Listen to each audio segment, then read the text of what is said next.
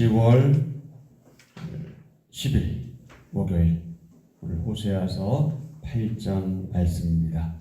오늘 호세아서 8장의 주제는 율법을 버리고 우상을 택한 결과, 하나님께서 우상 숭배를 책망하시는 내용입니다. 8장에서, 오늘 본문 8장에서 여호와께서는 이스라엘의 그 외교, 다른 나라의 관계죠. 그리고 종교의 실태에 대해서 진노하십니다. 전체 내용 크게 6가지 부분으로 나눌 수 있는데요. 1절부터 3절은 이스라엘이 언약을 어기고 여호와를 거절한 것에 대한 징벌 예언입니다. 4절부터 6절은요. 정치적 음모와 종교적 우상 숭배에 대한 정죄고요. 7절, 8절은 농경에 비유된 저주와 그 의미입니다.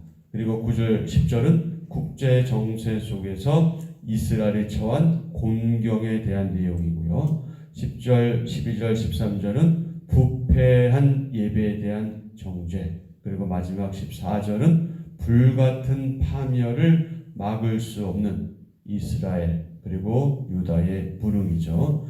특히 9절부터 13절은 이스라엘이 국제적으로 겪고 있는 환난과 그로 인해 임박한 파멸이 예고되고 있습니다. 이스라엘을 독수리처럼 덮칠 원수는 9절에서 구체적으로 아수르로 나타납니다. 따라서 8장의 역사적인 배경은 아람과 에브라임 전쟁으로 인한 이스라엘의 급속한 국력 쇠퇴와 세약과 그로 인한 정치적 혼란의 시기로 짐작할 수 있습니다. 호세아서 전반에 매우 뚜렷하게 나타나듯이 여호와께서 이스라엘에게 내리시는 징벌은 시내산 언약에 기초합니다.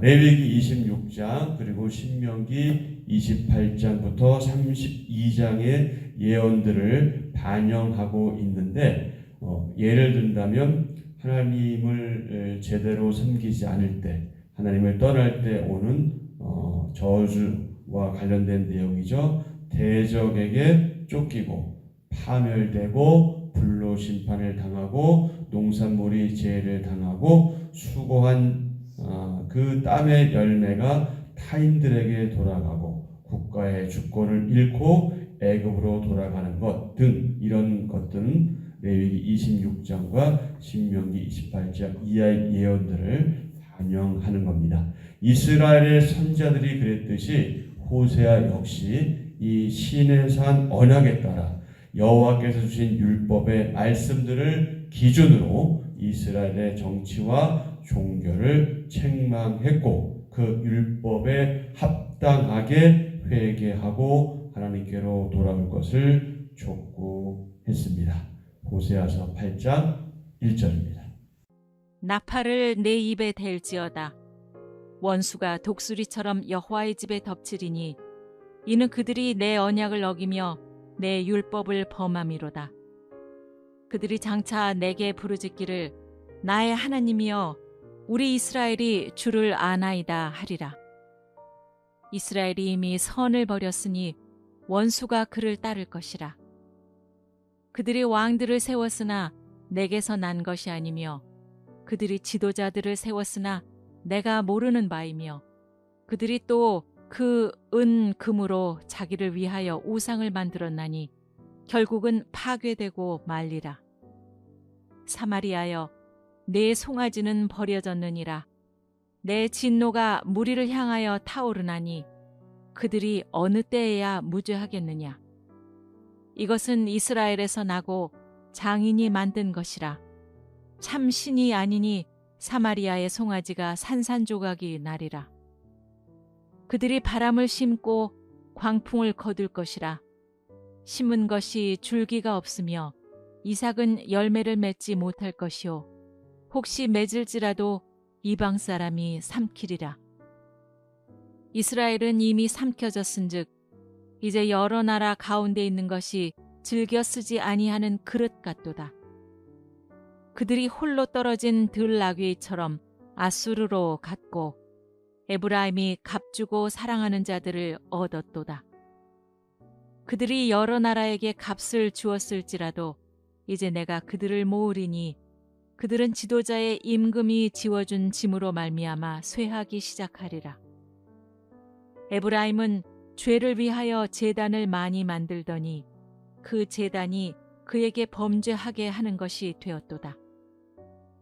내가 그를 위하여 내 율법을 10,000가지로 기록하였으나 그들은 이상한 것으로 여기도다. 그들이 내게 고기를 제물로 드리고 먹을지라도 여호와는 그것을 기뻐하지 아니하고 이제 그들의 죄악을 기억하여 그 죄를 벌하리니 그들은 애굽으로 다시 가리라. 이스라엘은 자기를 지으신 이를 잊어버리고 왕궁들을 세웠으며 유다는 견고한 성읍을 많이 쌓았으나 내가 그 성읍들에 불을 보내어 그 성들을 삼키게 하리라. 아멘. 참 무서운 말씀이죠. 하나님께서 우상 숭배를 책망하시는 내용인데요. 오늘 본문도 크게 두 가지로 구분할 수 있습니다. 1절부터 7절은 임박한 심판 예고이고요. 그 다음에 8절부터 14절은 율법을 저버린 결과. 하나님과 그분 말씀을 저버린 대가는 혹독하다. 언약을 파기하고 율법을 범한 여호와의 집, 즉 이스라엘 백성에게 여호와의 집에는 심판이 독수리처럼 덮칠 것이다. 독수리가 어떤 새인지 여러분 잘 아시죠? 맹수인지. 죽어가는 짐승이나 시체를 덮치기 위해서, 먹이로 삼기 위해서 공중을 맴돌다가, 상공을 맴돌다가, 그리고 이제 그 먹잇감을 향해서 돌진하여 취하는 그 독수리. 여기서 왜 독수리로 그렇게 표현되고 있냐면 이스라엘 백성들 위에 이제 조만간 임할 하나님의 심판을 의미하고 있습니다. 하나님의 심판 도구인 아수르, 이 아수르 군대는 마치 독수리처럼 여호와의 집 이스라엘을 세게 덮쳐서 모든 것을 집어 삼킬 것이다. 이것이 독수리가 주는 의미입니다. 하나님의 선한 율법을 따르지 않은 백성은 원수들에게 쫓기는 신세가 될 것이다. 자, 1절부터 3절입니다. 나팔을 내 입에 댈지어다. 원수가 독수리처럼 여호와의 집에 덮치리니 이는 그들이 내 언약을 어기며 내 율법을 범함이로다. 그들이 장차 내게 부르짖기를 나의 하나님이여 우리 이스라엘이 주를 아나이다 하리라.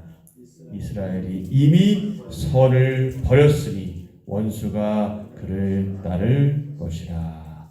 북이스라엘은 하나님의 뜻과 상관없는 자들을 왕으로 세웠고 지도자로 세웠고, 그리고 더 나아가서 은과 금으로 어떻게 했습니까?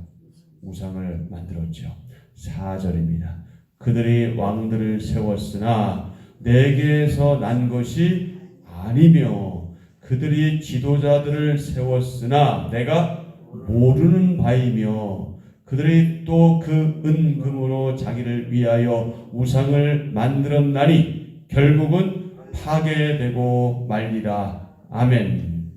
정치와 종교 면에서 북이스라엘의 하나님의 자리는 찾아볼 수 없었다.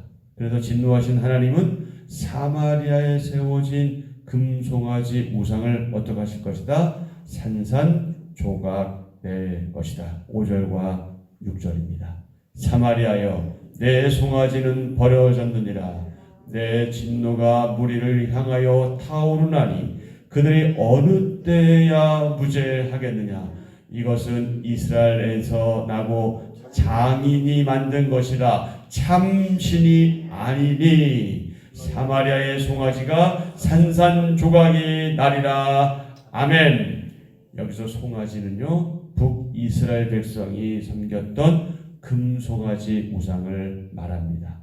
북이스라엘 초대왕이 누구였습니까? 여로보암이었죠. 여로보암은 왕국의 종교적인 안정과 통일을 위해서 이스라엘의 남단과 북단, 남쪽과 북쪽인 베델과 단에 신전을 세우고 금송아지 우상을 설치해서 숭배하도록 했습니다. 여호와 신앙을 정면으로 거스리는 이러한 죄악은 북이스라엘에게 올무가 되었고 결국은 심판의 원인을 제공했지요. 8장 6절에도 동일한 표현이 나오죠. 어떤 표현이 나옵니까? 사마리아의 송아지, 이런 표현이 나오나요? 나오죠. 예, 이건 역시 같습니다. 북왕국 이스라엘에 섬긴 송아지 우상을 가리킵니다. 자, 이것은 이스라엘에서 나고 누가 만든 것이라? 장인이 만든 것이다. 여기서 장인은 사위 장인, 그 장인이 아니다. 뭔가 물건을 만드는 이제 그런 사람, 그런 장인, 전문가, 이런 사람을 말하는 것이죠. 이 사람이 만든 것이기 때문에 뭐라고요? 참신이 아니다. 여러분 아시는 것처럼 우상이란 누가 만든 겁니까? 결국 사람이 만든 거예요. 그렇다면 여러분 우상이 높아요? 사람이 높아요? 사람이 높아요. 근데 사람이 높은데 사람이 우상 앞에서 뭐합니까? 오히려 섬기잖아요. 우상. 이 얼마나 어리석은 일입니까? 여러분, 무당이 높아요? 귀신이 높아요? 무당이 높습니다. 왜 무당이 높습니까? 무당은 돈만 받으면 신을 불러와요. 그런데 우리는 어리석게도 자꾸 그 거짓된 신, 귀신이 높다고 생각을 하잖아요. 그렇지 않습니다. 결코 그렇지 않습니다. 우상은 인간에 의해 만들어진 가짜 신이죠. 그래서 인간은 필요에 따라서 신을 만들고 그것을 숭배합니다. 언제나 그래 왔어요. 신을 만드는 방법도 아주 갈수록 교묘해집니다. 아주 정교해지죠. 전에는 자연물이나 자연현상을 있는 그대로 숭배했잖아요.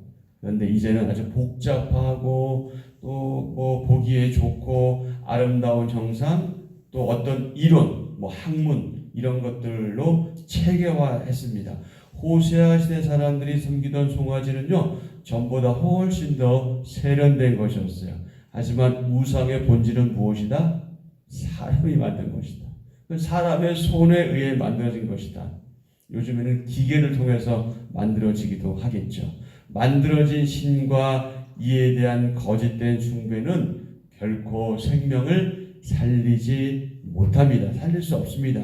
인간에 의해 만들어진 신은 참되고 강한 상대를 만나면 한 번에, 아주 단번에 무너지고 흩어지게 되어 있습니다. 이 시대의 사람들은 과학을 절대시합니다. 과학을 절대시하고요, 문화를 숭배합니다. 하지만 그것은 하나님이 아닙니다. 과학과 문화의 한계를 우리는 인정해야 하고요, 우상숭배의 끝은, 우상숭배의 마지막은 결국은 무엇이다? 그것은 파멸이다. 그것은 죽음이다 하는 사실을 인정해야 하지요. 자, 성도가 하는 부분 있죠? 다 같이 보겠습니다. 성도가 하나님께 순종해야 하는 영역은 삶의 일부가 아니라 전부입니다. 이것이 중요하죠. 어느 부분만 드리는 것이 아니라 우리는 전부를 드리면서 하나님께 순종해야 하죠. 계속해서요. 삶의 모든 자리에서 하나님 말씀과 언약에 충실해야 합니다. 아멘. 자, 어떤 일을 선택하거나 결정할 때 나의 기준은 무엇인가요? 저의 기준은 무엇이고 여러분의 기준은 무엇입니까? 자, 8절부터 14절의 주제는 율법을 저버린 결과, 하나님을 의지하지 않은 나라는 고통과 수치를 당합니다. 하나님 백성의 정체성을 망각하고 자기가 누구인지 망각하고 다른 나라의 도움을 구한 북이스라엘은 마치 무엇처럼? 잘 쓰지 않는 그릇처럼 버림받게 됩니다. 우리는 얼마 전에 우리 주방을 정리하면서 이것을 경험했죠. 그동안 꽁꽁 숨겨놨던 잘 사용하지 않은 그릇을 다 어떻게 했어요? 다 버렸거든요. 쓸데없는 건 다 버리는 거죠. 자, 8절입니다. 이스라엘은 이미 삼켜졌은 즉 이제 여러 나라 가운데 있는 것이 즐겨 쓰지 아니하는 그릇 같도다. 잘 쓰지 않는 그릇처럼 버림받게 됩니다. 그들은 고독한 들나귀처럼 아수르의 도움을 요청했으나 오히려 막대한 조공을 바쳐야 했습니다. 이방 왕들에게 환심을 사려고 많은 돈을 보냈지만 돌이 어떻게 됐어요? 압제를 받고 쇠약해졌다. 9절과 10절입니다. 그들이 홀로 떨어진 들나귀처럼 아수르로 갔고 에브라임이 값주고 사랑하는 자들을 얻었도다. 그들 여러 나라에게 값을 주었을지라도 이제 내가 그들을 모으리니 그들은 지도자의 임금이 지어진 징으로 말미암아 쇠하기 시작하리라. 여기서 들나귀는요, 들에서 사는 짐승인데 이게 욥기 24장에서는요 이 처량한 동물로 그렇게 표현됐어요. 그리고 예레미야에서는요, 예레미야 2장에서는 그 욕정이 강한 짐승으로 그렇게 알려져 있습니다. 그리고 좋은 이미지는 아니죠, 이 들나귀가. 근데 이 들나귀처럼 아수르로 갔다 이렇게 하나님께서 말씀하셨습니다. 하나님은 자기 백성이, 그분의 백성이 복을 누리도록 율법을 많이 기록해 주셨지만 백성은 어떻게 했습니까? 그것을 율법을 자신들과 관계 없는 것으로 여기고 자기 뜻대로 우상의 제단들을 만들었죠.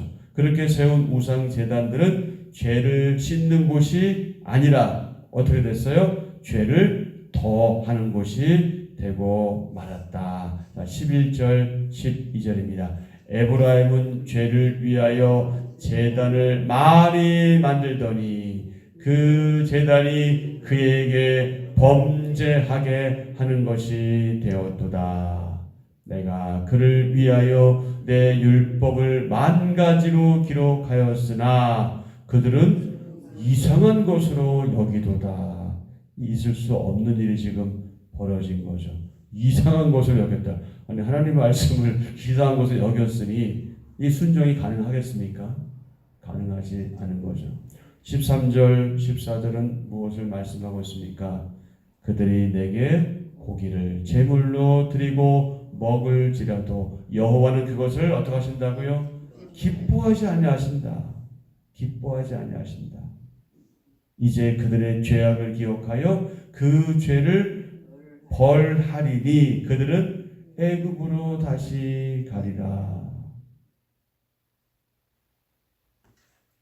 돼지가 너무 이쁘고 귀여워서 깨끗하게 씻겨놨더니 바로 또 어디로 갑니까? 다시 돼지 우리로 가는 거죠. 우리는 더럽지만 그는 거기가 좋죠. 다시 애굽으로 가는 거죠. 이스라엘은 자기를 지으신 이를 어떻게 하고 잊어버리고 왕궁들을 세웠으며 유다는 견고한 성읍을 많이 쌓았으나 내가 그 성읍들에 어떻게 하신다? 불을 보내어 그 성들을 삼키게 하리라.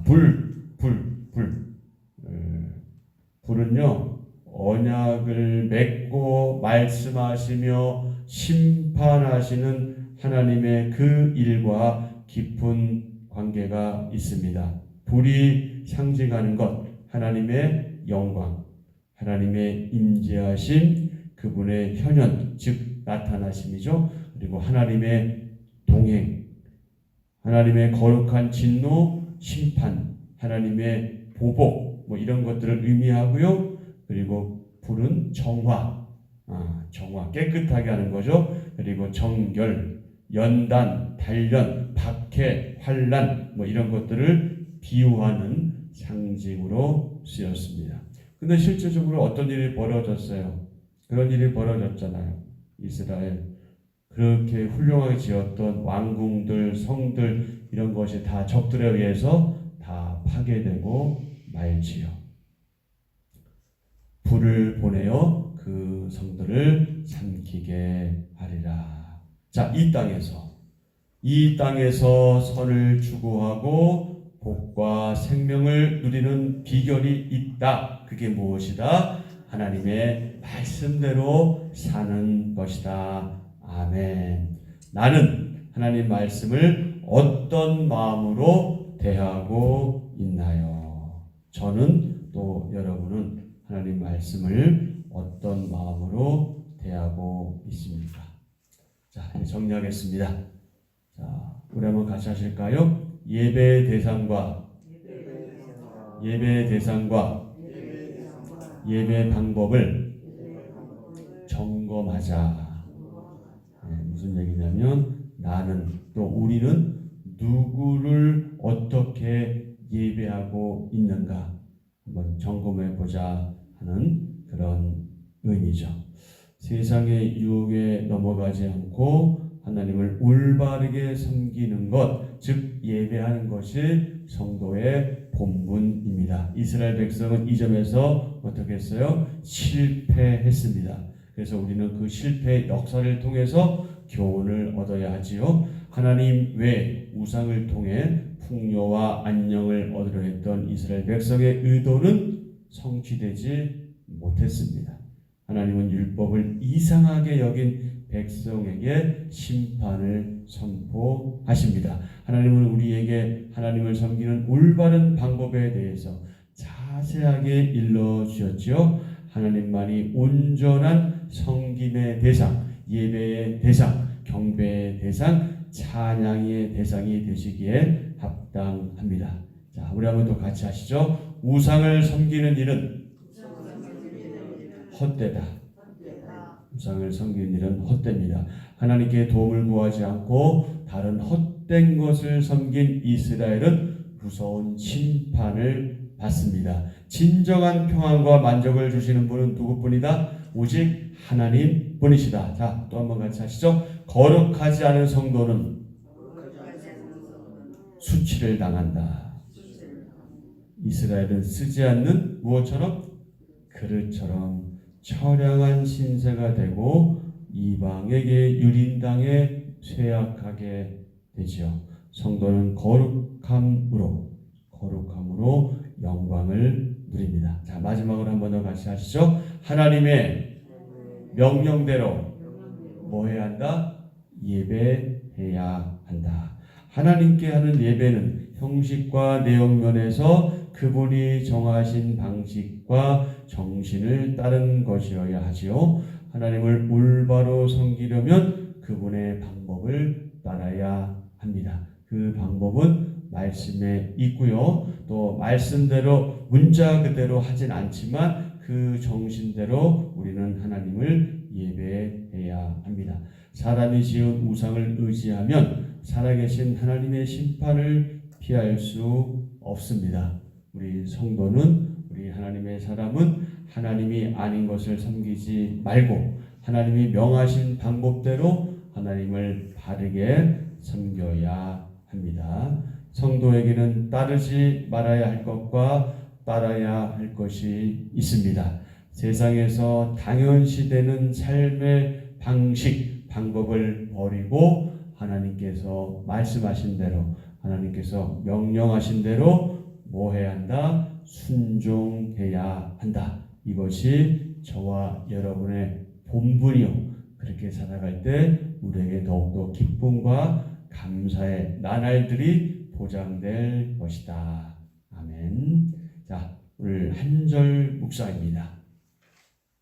성도는 하나님 말씀을 품고 살아야 합니다. 믿음은 말씀을 드릴 때 생깁니다. 말씀을 가볍게 여겨 소금 기둥이 된 롯의 아내를 기억하십시오. 하나님 말씀에 대한 준행 여부를 보면 그가 참 성도인지 아닌지 가늠할 수 있습니다. 이스라엘은 하나님 말씀을 그들과 관계없는 것으로 생각했고 그 결과 심판을 피할 수 없었습니다. 성경은 한 문장, 한 단어까지 모두 소중히 여길 하나님 말씀입니다. 아멘. 여러분, 우리가 과거에 어떻게 신앙생활했다. 내가 지금 교회에서 어떤 위치에 있다. 이거 하나님께서 중요하지 않습니다. 그거 별 의미 없습니다. 하나님은 모든 그분의 사람들을 동일하게 보시지 목사라고 더 높이시고 소위 말하는 평신도라고 낮게 보시는 그런 하나님이 아니십니다. 그러나 직분자들은 직분에 걸맞는 기대가 있으시겠죠. 하나님께. 그래서 그 모든 것들을 우리가 충족하기 위해서는 다시 말씀드려서 우리가 하나님의 사람답게 바르게 살기 위해서는 그 기본적인 출발점이 어디냐? 바로 하나님 말씀이다. 그래서 그가 누구든지 그가 어떤 사람이든지 교회 내에서 하나님 말씀대로 따르지 않는 모습을 볼 때 우리는 안타까워하고 그런 분들을 위해서 기도로 도와야 합니다. 이것이 우리가 함께 선을 이루는 일이지요. 오늘의 기도입니다. 하나님, 제가 애써 값주고 얻은 사랑하는 것들이 오히려 짐이 되고 저를 쇠하게 하는 것이 될 수 있음을 깨닫습니다. 하나님을 잊고 세운 나만의 성들은 결국 삼켜질 것입니다. 불타고 소멸될 것들의 인생을 허비하지 않고 하나님만이 제 삶의 주인이심을 고백하게 하소서. 예수님의 이름으로 기도합니다. 아멘. 아멘. 자, 오늘도 우리가 계속해서 기도해왔던 그런 주제들을 가지고 기도하실 때 특별히 오늘 본문 말씀에서 말씀하신 우상 숭배를 책망하신 그 내용을 여러분 생각하시면서 관련해서 기도하시고 또 여러분 개인의 간구를 하나님께 아뢰시고 이렇게 돌아가시면 되겠습니다.